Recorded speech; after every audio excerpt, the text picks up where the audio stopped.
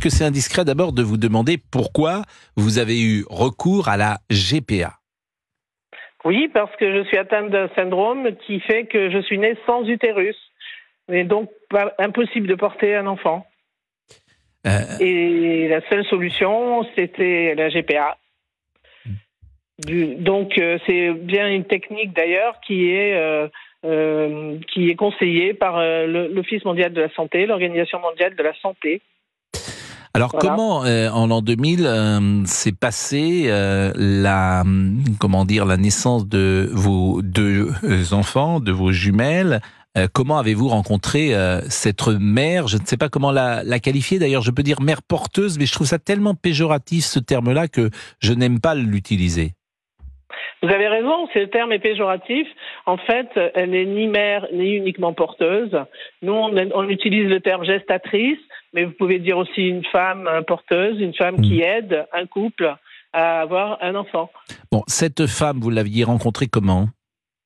Eh bien, on l'a rencontrée par une agence, en fait, qui existe aux États-Unis. Là-bas, il faut bien préciser que la GPA est non seulement légale, mais encadrée, c'est-à-dire contrôlée, et qu'il y a des normes très strictes, et qu'une femme ne peut pas porter un enfant pour un couple si elle n'a pas donné son consentement libre et éclairé, si elle n'a pas déjà eu des enfants, et si elle n'a pas déjà eu des grossesses faciles, et surtout, il faut qu'elle montre sa motivation. Et en fait, elle le fait par acte d'amour, pour aider autrui. La personne, en fait, elle sait parfaitement dans quoi elle s'engage. Elle sait que c'est pas son enfant qu'elle porte et que c'est le fœtus d'une autre personne, d'un couple. Et elle sait très bien que son rôle s'arrête là. Et évidemment que cette personne, on la laisse pas tomber après la naissance, on continue à la voir. C'est quelqu'un qui au final fait partie de nos proches. C'est quelqu'un qu'on aime. Les enfants la connaissent.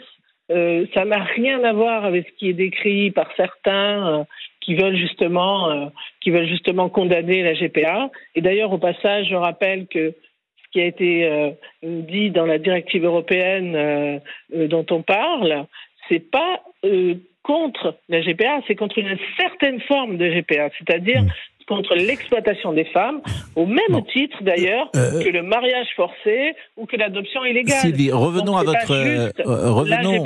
Revenons, moi, ce qui m'intéresse, c'est votre expérience. D'abord, je n'ai pas dit si vous étiez un couple hétérosexuel ou homosexuel.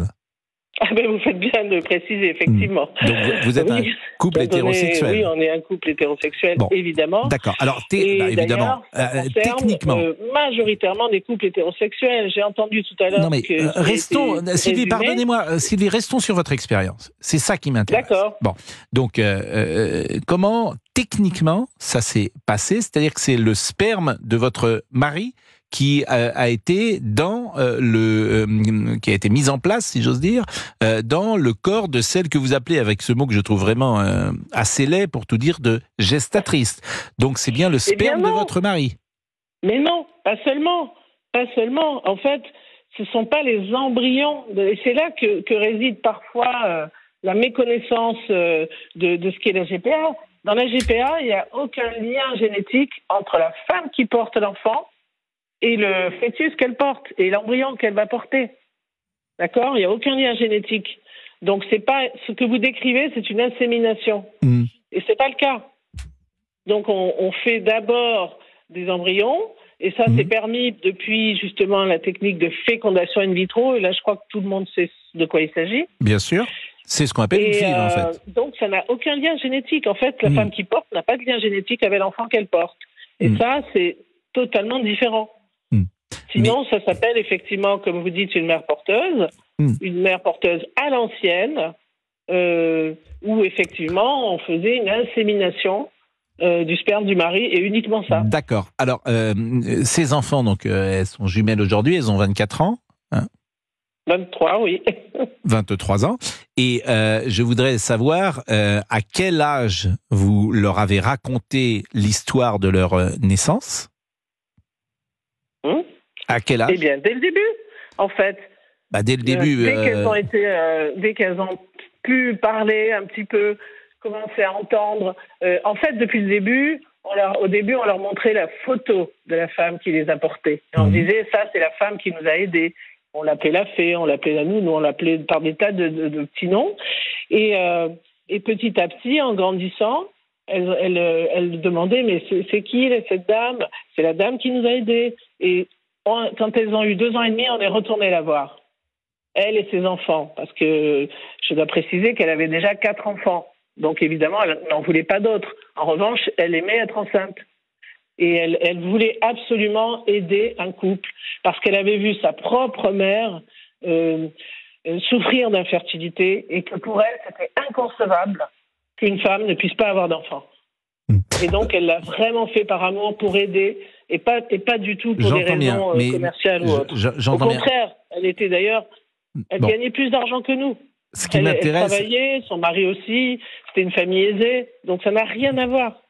Marie-Agnès, les mensonges qu'on entend. Marie-Agnès, je vous coupe parce que je reviens. Ce qui m'intéresse, c'est vraiment votre sentiment et le sentiment de vos enfants. Donc, ces enfants, on leur apprend très tôt une histoire particulière. Et comment l'ont-ils vécu et que vous disent-ils aujourd'hui? Alors, ils l'ont tellement bien vécu, elles l'ont tellement bien vécu, que l'une d'entre elles a écrit un livre témoignage à sa majorité, quand elle a eu 18 ans, où elle raconte, justement, et j'invite vraiment les auditeurs à le lire, qu'elle ne s'est jamais sentie différente des autres.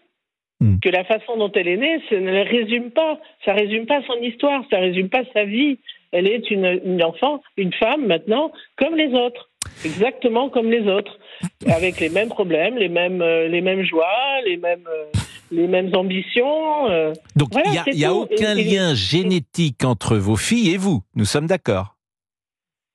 Alors, non, il n'y a pas de lien génétique entre mes filles et nous, parce que avec mes ovocytes, donc j'ai essayé, et ça n'a pas marché.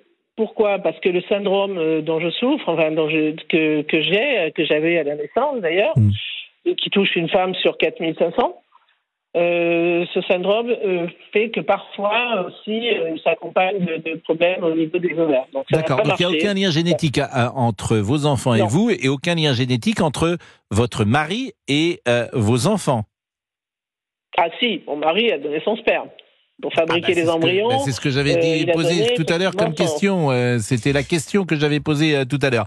C'est d'ailleurs peut-être assez technique et je suis pas sûr même que les auditeurs comprennent parfaitement. Dernière chose. Je pense qu'ils comprennent très bien. C'est un petit peu. C'est un peu technique, si vous me permettez, d'où nos questions.